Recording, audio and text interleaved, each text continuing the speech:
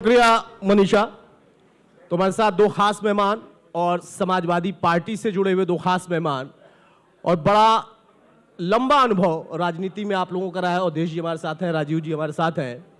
सबसे पहले मैं शुरुआत ये कर रहा हूं कि जब विकसित भारत पर हम चूंकि चर्चा कर रहे हैं लगातार, और आप लोग सोच रहे होंगे कि हमने क्या विकसित भारत पर बीजेपी के हिसाब से कोई चर्चा कर ली, ऐसा नहीं है। आप लोगों का भी उतना ही दायित्व है, उतना ही सहयोग इसमें चाहिए।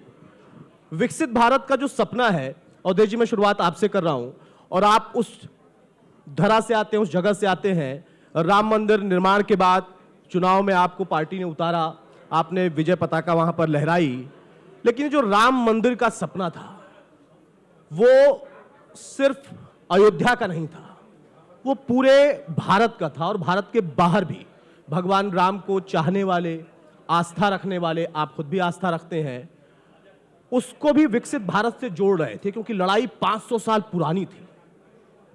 इस सपने में आप लोगों की सहभागिता और अब उसको आगे आप कैसे और बढ़ाना चाहते हैं समाजवादी पार्टी के नजरिए से, इस पर एक टिप्पणी मैं आपकी चाहूंगा। अवधेश जी, आज आप बहुत महत्वपूर्ण विषय पर विकसित भारत 47 जी पर चर्चा करने के लिए और हमारे भारत की स्थिति, हमारे देश की स्थिति, हमारे राष्ट्र की स्थिति 47 तक क्या होगी, इस पर आपने तमाम विद्वानों को आमंत्रित करके अपने स्टेज पर चर्चा किया और उससे पूरे देश को जानकारियां देने का प्रयास किया।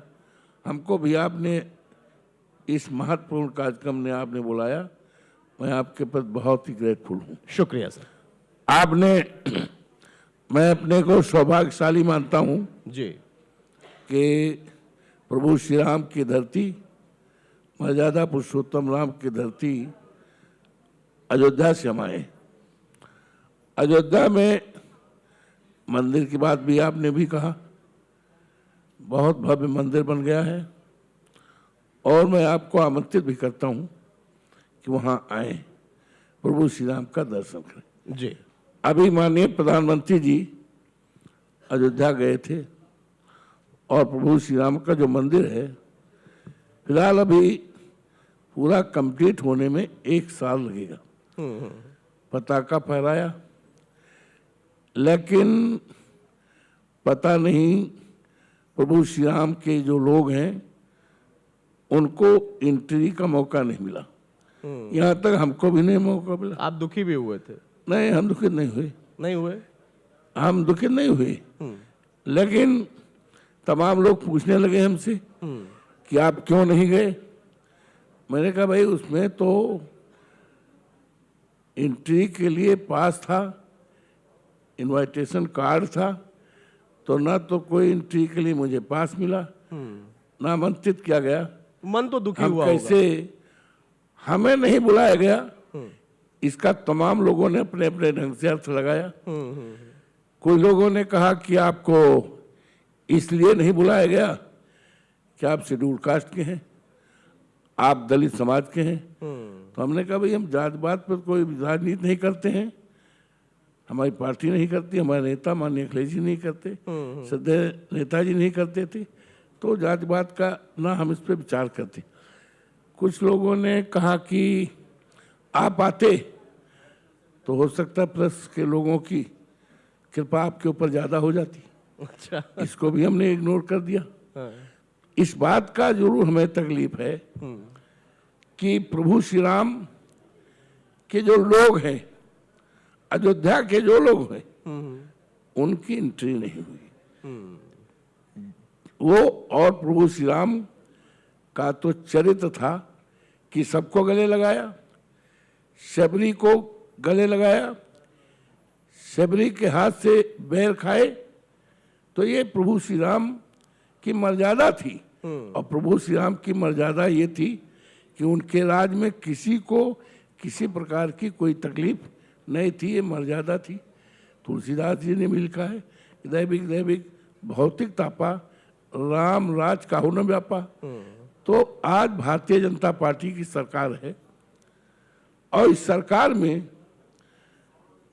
न जाने कितनी कितनी परेशानियां हैं, दुश्वारियां हैं। मंदिर बना, हम स्वागत करते हैं। देवतुल्य देशवासी के लिए बड़ी चीज है, हमारे लिए बड़ी चीज है। हमें अभिनंदन करते हैं, स्वागत करते हैं। और हम तो अपने को बड़ा सौभाग्यशाली मानते हैं कि हमारा जन्म भी वहीं हुआ, हमारी पढ़ाई लिखाई वहीं जी। 9 बार के हम विधायक वहीं हुए, 6 बार से मंत्री वहीं से हुए। और हमारे राम तो हमारे रोए रोए में, कण में हमारे ग्रैंडफादर का नाम राम नेवल, मेरे भाई लेकिन का अवधेश नाम। जी, इस पर संत समाज से भी चूंकि हमारे साथ लोग मौजूद हैं, मैं चाहूंगा कि उनसे तो सवाल जब- लिया जाए। मेरे सहयोगी माइक वहां पर दे, चकवानी जब- महाराज जी और भी महाराज जी एक माइक यहाँ पर जब थे। विकसित भारत वो की बात- कहते हैं कि समाजवादी पार्टी इसको लेकर जानबूझकर भ्रामक चीजें फैलाती है। आपने कहा इनविटेशन नहीं मिला, वो कहते हैं, चूंकि आपने कारण बताया कि भाई वो एक प्रक्रिया थी, प्रोटोकॉल होता है, समय से नहीं जा सकते हैं, लेकिन एक आम अयोध्यावासी उससे वंचित रह गया। लेकिन जब हम संत समाज के पास जाते हैं, उनसे पूछते हैं, उनसे भी हम लोग मुखातिब होते रहते हैं, तो वो कहते हैं कि ऐसा कुछ नहीं है, राजनीतिक आपकी लड़ाई है, इस वजह से आप लोग इसको एजेंडा बना देते हैं। नो नो नो नो, मैं चाहूंगा एक माइक दिया जाए प्लीज। राजनीतिक कोई लड़ाई नहीं। राजनीतिक लड़ाई तो प्रभु श्री राम ने अपने आप खत्म कर दिया। प्रभु राम की कृपा हमारे ऊपर हो गई। जो ये कहते थे कि हम राम को लाए हैं, राम हमें लाएंगे, तो लड़ाई तो वहीं खत्म हो गई कि प्रभु श्री राम अवधेश प्रसाद को लाए हैं। तो राजनीतिक लड़ाई तो अपने आप भगवान। बड़ी बात आपने कि भाई जोरदार तालियां इस पर। धन्यवाद। और प्रभु श्री राम की धरती से चूंकि आते हैं अवधेश जी, और उन्होंने कहा कि जो सालों पहले हमारे आराध्य ने खत्म कर दिया राजनीतिक कारणों की वजह से, मैं नहीं कहता कि वो किसी भी एक दल का विषय हो सकता है, कारण हो सकता है, वो आज अगर उभर गई है तो ये विडंबना है। अजय जी, मैं आपसे भी एक सवाल इसी पर चाहूंगा। पीडीएस समाज का चूंकि जिक्र हुआ, उसके बाद जी आ रहा हूं। जो अवधेश जी ने कहा, आप भी सहमत है क्या कि हाँ, आज जब हर एक अंतिम व्यक्ति के उत्थान की बात होती है, और जो सत्ता में दल है वो भी कहता है, जो विपक्ष में है, चूंकि आप लोग भी सरकार में रहे हैं, माननीय दिवंगत मुलायम सिंह यादव जी को कोई भूल नहीं सकता है, वो किस समाज से और कैसे कैसे वो आगे बढ़े, धरती पुत्र उनकी पहचान थी। लेकिन आज आपकी पार्टी का मात्र एक वो टैगलाइन बन गया है क्या कि उसके इर्द गिर्द आपकी राजनीति है, और यही इसी कारण है कि इस पे आप लोग आरोप लगा देते हैं कि चूंकि वो वंचित है इसलिए हम उनका साथ दे रहे हैं, लेकिन सही मायने में आप लोगों ने साथ वैसा दिया नहीं है, आपने उनको मोहरा बना लिया। ये आरोप है राजनीतिक आप लोगों पर। राजीव जी आप बोले। हाँ,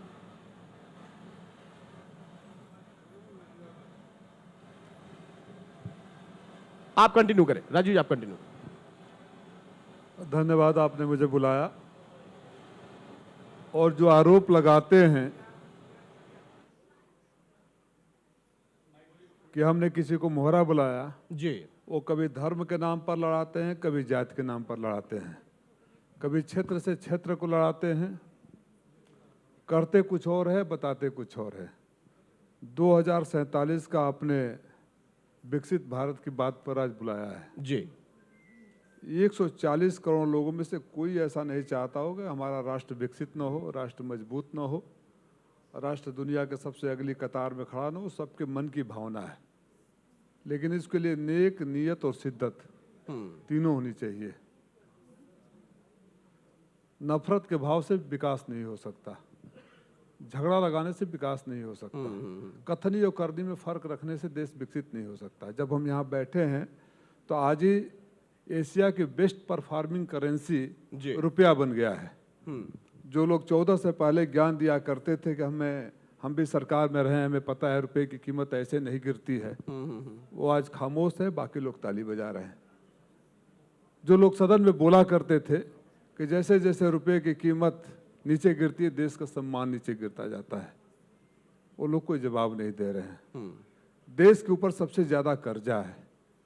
आप तीसरी बड़ी इकॉनमी, चौथी बड़ी इकॉनमी की बात करते हैं, अच्छा लगता है, सुनने में अच्छा लगता है, लेकिन जब आप पर कैपिटा इनकम पर जाते हैं तो सच्चाई आपको पता चलता है। एक घर में ये परिवार करोड़पति है, परिवार में 10 लोग हैं, 2 लोगों के पास 99 लाख हो, 1 लाख रुपये में 8 लोग हो, और कहे कि परिवार करोड़पति है, सब खुशी है, सब सुखी है, तो नहीं होगा। उसके लिए ईमानदार रहना पड़ेगा, सबका साथ, सबकी विकास की बात करें और सबके बीच में विनाश के बीज बोएं। इससे देश विकसित तो नहीं ये हो कौन ये बीज कौन बो रहा है विनाश वाला जो आप कह रहे हैं? सकता। जो लोग नफरत की भाषा बोलते हैं, कौन लोग? मैं चाहूंगा खुलकर जो लोग बोलें। वस्त्र से लोगों का धर्म पहचान लेते हैं, जो लोग कैबिनेट में बैठकर किसी को राम जादे किसी को और जादे बुलवाते हैं, जो लोग हर तरह के लोगों को साथ में रखते हैं, एक आदमी कुछ और बोलता है दूसरा कुछ और बोलता है, सब तरह के लोगों को ये करते हैं, सबका साथ लेने के चलिए। और जो आप जिसके इर्द गिर्द कह रहे हैं, पीडीए की बात कर रहे हैं आप, जी जी जी। पीडीए में किस शब्द से आपको तकलीफ है? किस शब्द? उनके बिना देश का विकास हो सकता है? बिल्कुल नहीं हो सकता। तो फिर इसमें विवाद कहाँ से आ गया? विवाद ये आया कि जब आरोप आप पर आता है तो विवाद का कारण ये है, वो कहते हैं कि आप लोगों ने उस पीडीए को अपना एक तरीके से वो कहते हैं ना, ढांचा बना लिया है। मैं वो यही कहते सवाल हैं। पूछ रहा था आपसे। वो कहते हैं ना उन्होंने ढांचा बना लिया है। वही लोग कहते हैं ना कि जिनको पता था कि पता है कि रुपये की कीमत नहीं कैसे नहीं गिरती, वो खामोश हैं। जिनको पता था रुपये की कीमत गिरती है तो देश का सम्मान गिरता है। जो देश के ऊपर हुए कर्जे का हिसाब मांगा करते थे, जो चीन से आंखों में आंखें डाल करने की बात करते थे, जो कहा करते थे कि 3 दिन और सीज फायर नहीं हुआ होता तो पीओके हमारा होता, कभी उनसे भी हिसाब होगा? क्यों खाली आरोप लगाने? विपक्ष में रहेंगे तो आरोप लगाएंगे, सत्ता पक्ष में रहेंगे तो आरोप लगाएंगे, दोनों जगह आरोपी है, आरोप भी लगाएंगे। उनकी भी कोई जिम्मेदारी बनती है। बिल्कुल बनती है। अवधेश जी, क्योंकि समय की थोड़ी पाबंदी है, बहुत सारे और भी सेशन आगे हैं। जब पीडीए का मैंने जिक्र किया, राजीव जी ने बताया कि भाई वहां पर कैसे कौन मोहरा बना रहा है, वो राजनीतिक विषय हो सकते हैं, लेकिन ये पीडीए एक बड़ी भूमिका निभाएगा उत्तर प्रदेश के चुनाव में, और उसकी तैयारी आपकी पार्टी ने भी कर ली है। दूसरे दल जो सत्ता में है वो भी, और भी जो घटक दल हैं, सहयोगी दल हैं विपक्ष के, सत्ता पक्ष के, वो लोग भी उस पर नजर बनाए हुए हैं। कितनी बड़ी भूमिका आपको दिखाई देती होने वाली, और पंचायत चुनाव से शुरुआत हो जाएगी उसकी? देखिए, ये पीडीए की राजनीति और पीडीए की विचारधारा आम लोगों को पसंद आ रही है, और पसंद ही का कारण रहा कि 24 में आपने देखा जब लोकसभा का चुनाव था जी, और मुझे I belong to schedule caste, Ayodhya जनपद की चौवन फैजाबाद जो एक सामान्य सीट है, उस सीट पर हमारे नेता माननीय अखिलेश जी ने हमें चुनाव लड़ाया। बिल्कुल। और भारतीय जनता पार्टी की तरफ से माननीय प्रधानमंत्री जी की 2-2, 3-3 रैलियां हुई। देश के सारे मुख्यमंत्री इनके पार्टी के, राज्यपाल लोग आए, यहाँ तक कि महामहिम राष्ट्रपति जी, हालांकि उस चुनाव में उनका कोई वो नहीं था, भूतपूर्व राष्ट्रपति गए, देश के तमाम थैली सा गए, प्रयास किया। इसके बावजूद भी वहाँ के देवतुल्य मतदाताओं ने, जनता ने हमको जिताया। तो पीडीए पसंद है, आप लोगों को पसंद है, और ये पसंदी दिखाई पड़ेगी जब 27 में चुनाव होगा। तो माननीय अखिलेश यादव जी के नेतृत्व में एक शानदार सरकार, जो वेलफेयर स्टेट की जो कल्पना है, उस कल्पना को साकार करने वाली, विकास करने वाली, बेरोजगार नौजवानों को सरकारी नौकरी देने वाली सरकार बनेगी। आप कह रहे हैं सरकार आपकी बनेगी? 101%। हाँ, देयर इज नो क्वेश्चन। कोई वहां सवाल है ही नहीं, क्वेश्चन है ही कोई नहीं। प्रश्न नहीं। राजीव जी, आप तो सहमत ही होंगे चूंकि पार्टी से हैं, लेकिन बहुत संक्षेप में। हाँ, एक सेकंड, बनेगी। बहुत संक्षेप में आपसे एक सवाल मैं चाहूंगा राजीव जी, कि जो दावा अवधेश जी कह रहे हैं, पार्टी के नेता के तौर पर आप लोगों की जिम्मेदारी भी क्या, आप वो दावा करें, लेकिन बिहार में भी आप लोगों ने कहा था कि नहीं, तेजस्वी की सरकार बन रही है, आपके नेता वहां पर पहुंचे, वो मीडिया से भी कहते थे कि भाई आप लोग दिखाई ना दिखाए, आरोप लगाते थे, लेकिन हमारी सरकार बनेगी। राजीव जी, कैसे बन रही है वो सरकार, जरा उसका कारण बताइए। अभी जो लोग कह रहे हैं कि नहीं बनेगी, जजमेंट पास वो भी कर भारत रहे के हैं, नागरिक हैं भाई, उनको भी नहीं हक तो है बात कहने का। बोल लूं या प्लांट? हाँ, बोलने दे, आपने सवाल कर दिया, अपना बता दिया, बोलने दे। हाँ जी, तो राजीव जी, यही लोग कहते थे और लोकतंत्र में सर जनता नहीं की तो हमें आवाज बुरा आनी चाहिए, आनी अरे चाहिए। हमें कोई उनका हक है सवाल करने का, उनका हक है अपने विचार रखने का, लेकिन बिल्कुल, मुझे बिल्कुल। आप बुलाएं तो मुझे भी बोलने का हक है। बिल्कुल सर, बिल्कुल राजीव जी। ये वही लोग हैं जो कहते थे अब की बार 400 पार। हाँ, तो अगर उनको बिहार याद है तो मैं यूपी भी याद दिलाना चाहूंगा, और यूपी में ये भी याद दिलाना चाहूंगा, यूपी में प्रदेश की सरकार उसी की बनती है जो लोकसभा जीतता है। और जिस तरह आदरणीय अवधेश जी ने कहा, पीडीए से आप खाली जात विशेष को मत जोड़िए। बिल्कुल, राष्ट्रीय अध्यक्ष जी ने बार बार कहा है, पी से पीड़ित पाला होता है, पीड़ित अगड़ा हो, पीड़ित पिछड़ा हो, पीड़ित महिला हो, पीड़ित, ये सब आधी आबादी होती है। तो जो भी पीड़ित है और जो लोग भ्रम में रहा करते थे, हो सकता है कि हमारे लिए आई ओपनर रहा है बिहार का चुनाव किस तरह से लूटा गया, और उसी का नतीजा है कि मैं अपने लोकसभा की बात बता दूं। घोषी की बात कर मैं सबूत लेकर आया हूं। अक्टूबर महीने में मुझे एक पोर्टल से मिला, request for deletion of the name has been accepted. 20,000 vote delete कर दिए गए। आपके रिपोर्टर है मऊ में, 100, 200, 1000, 2000, 5000 लोगों को मिलवा देते हैं जिससे नाम डिलीट कर दिया गया है। मेरा घर चुनाव आयोग से 5वें मकान पर है, 42 नंबर पर मेरा घर है। मैं 4 दिन से मांग रहा था टाइम की मैं सबूत लेना चाहता हूँ, डीएम को दिया, डीएम के पास जवाब नहीं था। क्या बताएं, एसआईआर से पहले का एसआईआर हो गया है। सीओ यूपी को भेजा, उनके पास बोले मैं डीएम से बात करता हूँ। फिर हमने चुनाव आयोग को भेजा, ये सबूत है, और आप लोग तो हर बात में कागज मांगते हैं, मैं कागज पहले दे रहा हूँ, आप मांगे उससे पहले। और मुझे बता दीजिए कि जो 20,000 नाम डिलीट किए गए जिस पर आपने लिखा है कि request for deletion has been accepted, किसने रिक्वेस्ट किया? When this request was made, who made the request, where are those people, और why the notice were not issued? जवाब ही नहीं है। जब कल हमने परसों राष्ट्रीय अध्यक्ष जी ने हमने सदन में सब बातें कहना शुरू किया जी, तो रात को मुझे चिट्ठी आता है कि कल सुबह 9 बजे लखनऊ आ जाइए। बुला लिया गया। लखनऊ 9 बजे आ जाइए, सदन चल रहा है, ये लोकतंत्र के रक्षक लोग हैं। सदन चल रहा है, लोकतंत्र के मंदिर में हम लोकतंत्र के पुजारियों को रहना है, बोल रहे हैं कि 5वें मकान में नहीं, छोड़कर सदन लखनऊ आइए। हम यहाँ क्यों नहीं मिल सकते हैं? मैंने उसमें बोला जी, मैं आपको लिख कर दिया हूं, अगर आप मुझे चाहते हैं कि मैं अपनी बात रखूं और आपके पास सफाई है तो पैदल 5 मिनट में चला जाऊंगा। अगर लखनऊ बुलाना चाहते हैं तो मुझे शनिवार रविवार को टाइम दीजिए, नहीं तो मैं सबूत दिया हूं, कागज दे दूं, आप कागज में लिख के दे दीजिए कि फलाने फलाने ने रिक्वेस्ट किया था। और मैं आप साथियों से, लोकतंत्र के चौथे स्तंभ हैं आप लोग, तो चुनाव से पहले ओपिनियन पोल बनाने के लिए जगह जगह जाके माहौल बना देते हैं, एग्जिट पोल बता देते हैं। जो सच है वो दिखाते हैं, माहौल नहीं बनाते।